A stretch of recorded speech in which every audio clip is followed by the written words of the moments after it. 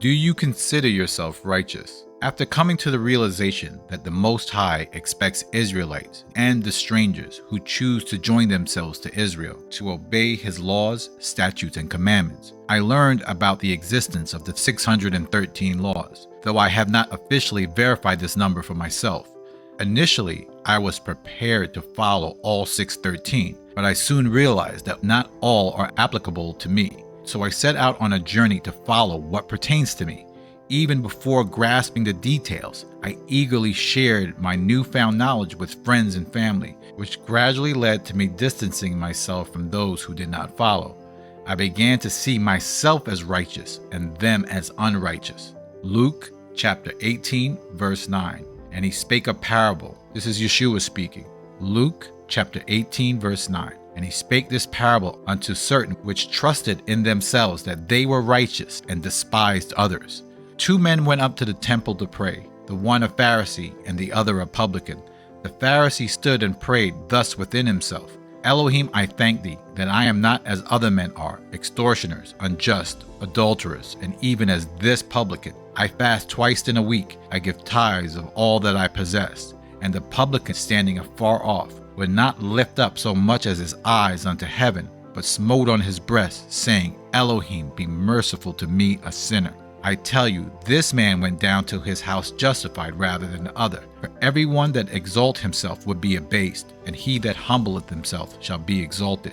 I came to realize I resembled the man in Luke chapter 18, assuming the role of a Pharisee. I sought to portray myself as righteous. However, I have since shed that mindset. I established this platform to emphasize the vital importance of following the laws of the Most High. Yet each individual's specific journey is a personal matter between them and the Most High. It's not my role to dictate their actions. I must focus on my own path. Romans chapter 14, verse 4. Who art thou that judgest another man's servant?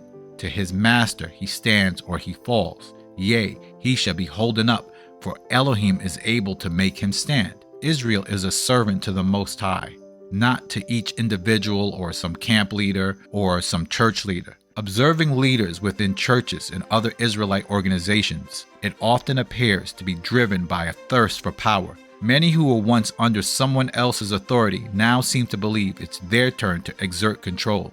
I see them on YouTube absolutely drunk, and I mean almost ready to pass out with power. In verse 9, Yeshua clearly states that the Pharisee considered himself righteous according to his own judgment. Today, I often witness people yelling in streets and on social media, labeling those who differ from them as wicked or unrighteous. However, Christ explicitly conveys that the person who sought to vindicate himself died not being justified, whereas the one who acknowledged his own unworthiness and did not look up to heaven died justified. Isaiah chapter 64, verse 6. But we are all as an unclean thing, and all our righteousness as filthy rags. And we all do fade as a leaf, and our iniquities are like the wind, have taken us away. And there is none that calleth on thy name, that stirreth up himself to take hold of thee. But thou hast hid thy face from us, and hast consumed us, because of our iniquities. If we understood this, we would not be so quickly to debate one another and call another man wicked, but those words flow easily off the tongues of the unrighteous. Back to Luke chapter 18, verse 14. Everyone that exalts himself will be brought low, and everyone who humbles himself will be exalted. I have heard some say to humble yourself means to keep the commandment. That statement is completely wrong. To humble yourself means, Luke chapter 17, verse 9. Does he thank that servant because he did the things that were commanded of him? I think not. So likewise, ye, when you shall have done all the things which are commanded, you say, we are unprofitable servants. We have done that which was our duty to do. This is what it means to be humble. After you have done all the things that are commanded, say that I am an unprofitable servant. I have only done what was expected. Many read this and quickly assume they'll be the one exception, believing they're righteous. However, no exceptions will exist. To put it simply, don't believe anyone who says the laws of the Most High are abolished. They will not make it.